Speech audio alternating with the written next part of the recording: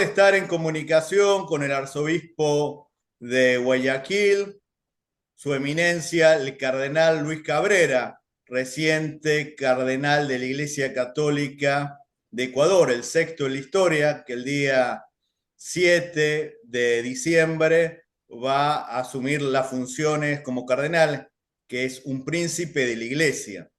Muchísimas gracias, Eminencia, por concederme esta entrevista, como lo venía haciendo en los últimos años.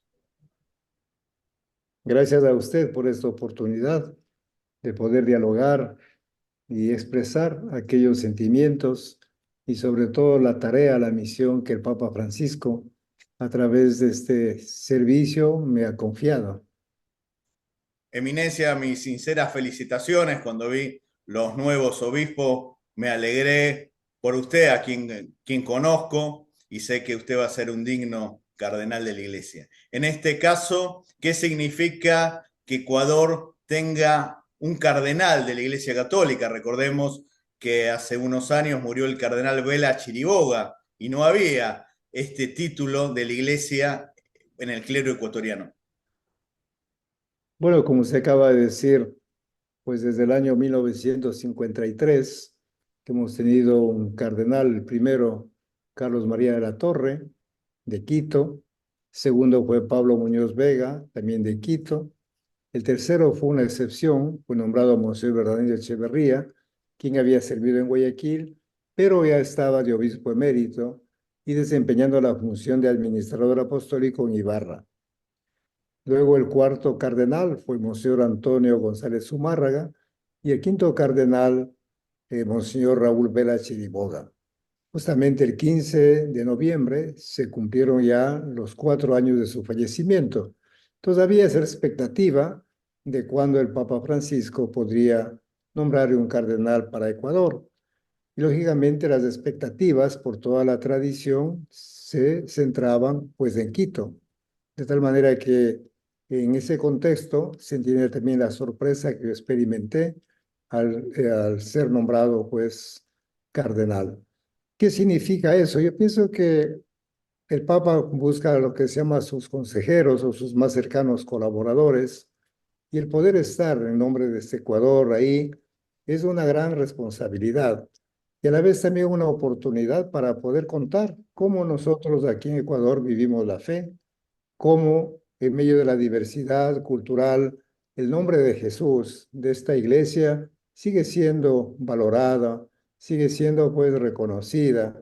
Yo creo que va a ser, repito, pues esta, primero de una gracia, pero una gracia, como digo, de poder también contribuir, porque seguramente ahí me encontraré con tantos cardenales de todas las latitudes, de los 5 continentes, todo va a ser una experiencia, creo que única. Algo de eso ya lo hemos vivido en el sínodo que acabamos de concluir, justamente esa diversidad de culturas, de etnias, de formas, de Disculpe, modos. Eminencia, también es muy prudente que haya un cardenal de la Iglesia ecuatoriana que podía recaer en usted o en alguno de sus colegas de la conferencia, porque lamentablemente Ecuador, y es de público conocimiento, sin comprometerlo en temas políticos, está sufriendo mucho de manos de bandas delincuenciales. No hay paz social en el Ecuador. ¿Usted piensa que esto va a servir un poco para intentar pacificar al país habiendo un cardenal como usted? Bueno, el tema de la paz sigue siendo central, yo creo que no solo en la vida de Ecuador, sino de América Latina, del mundo. Sabemos que hay tantas causas, tantas formas de violencia que quitan justamente esa convivencia pacífica. Entonces yo creo que el poder estar ahí y también pues aunar esfuerzos para que esa paz basada, como sabemos nosotros, en la justicia, en el respeto de los derechos, en la verdad, en la libertad, en el amor, en todos sus grandes factores o valores que llamamos, yo creo que va a ser mucho. Y lógicamente también la voz del Papa Francisco, que siempre está invitando a trabajar por la paz, a decir que el diálogo es el camino más sensato que tenemos para superar las tensiones y los conflictos que son parte de la vida, pero conflictos que pueden transformarse, como sabemos, en guerras, en destrucción. Entonces yo sí creo que en ese contexto Va a servir mucho también para invitar, lógicamente, a los actores que llamamos nosotros sociales, políticos, pero igualmente a todos los cristianos. No nos olvidemos que la gran mayoría de latinoamericanos aún nos confesamos cristianos, católicos, otros evangélicos, en fin. Entonces yo creo que en nombre de Jesús es importante seguir trabajando por la paz. En líneas generales, ¿cómo es la situación con el gobierno ecuatoriano? Porque preocupa que en la región haya persecución a los miembros del clero, incluso a sacerdotes y obispos en Nicaragua. En Venezuela también la situación con la iglesia es bastante tensa. En este caso, ¿cómo es la relación de la clase política en general, el gobierno en particular, con la iglesia católica? Bueno, aquí en Ecuador las relaciones son respetuosas. Yo creo que ese es el punto de partida. Así es. En cuenta que es un estado laico, un estado que no tiene una confesión religiosa particular, por lo tanto es abierta y lo que se llama la libertad de cultos.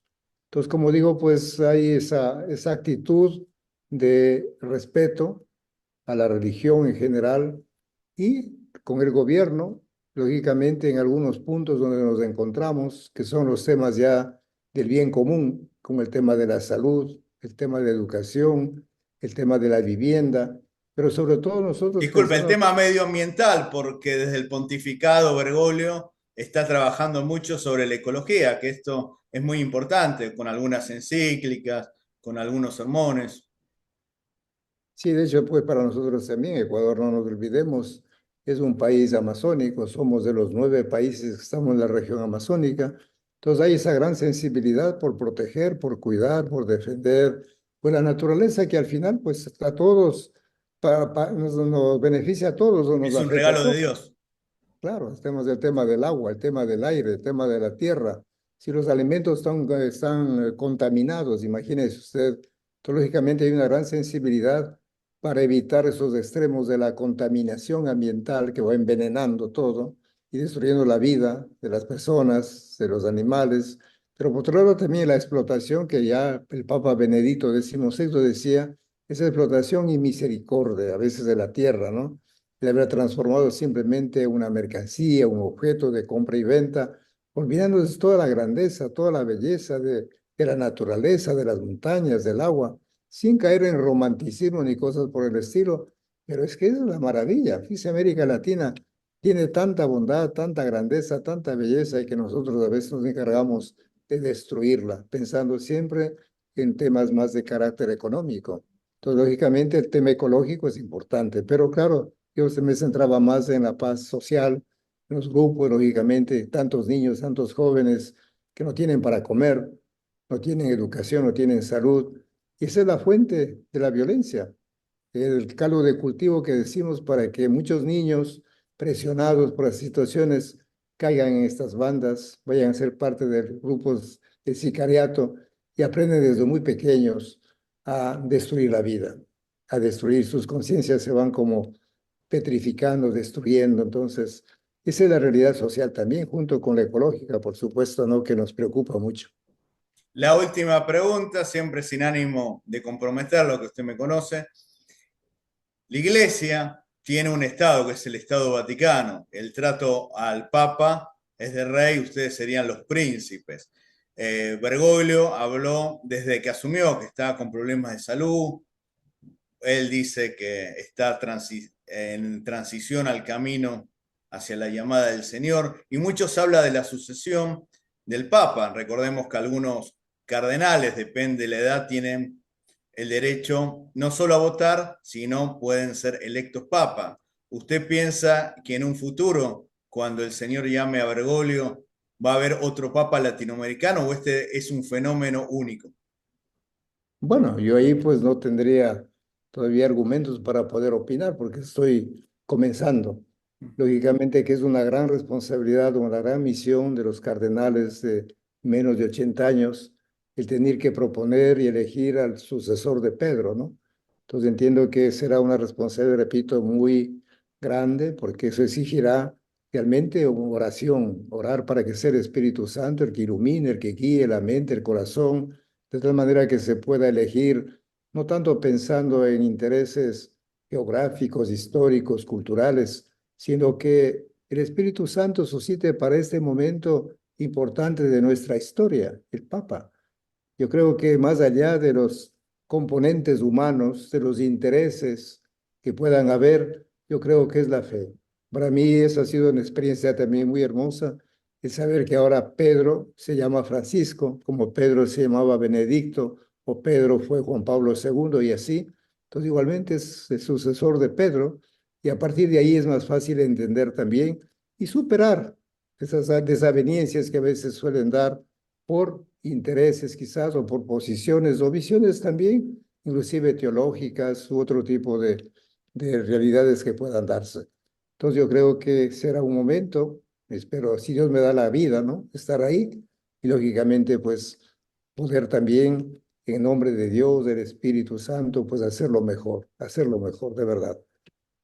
Muchas gracias. Sí, siempre se ha especulado con la sucesión del Papa, teniendo en cuenta que hace más de una década hubo un Papa como Benedicto XVI que renunció al papado y después sobrevivió a él muchos años.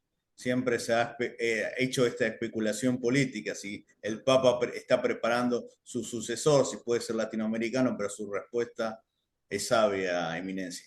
Muchísimas gracias. Lo mejor en este nuevo reto, en esta nueva responsabilidad, que no tengo ninguna duda que usted lo va a hacer bien porque es un hombre de Dios. Muchísimas gracias, Eminencia. Gracias a usted. Y concluyo con lo que el Papa nos ha recordado, que no somos más que servidores. Y Jesús añade, servidores inútiles, y que Dios se vale de nosotros para hacer su obra. Gracias a ustedes. Un abrazo grande.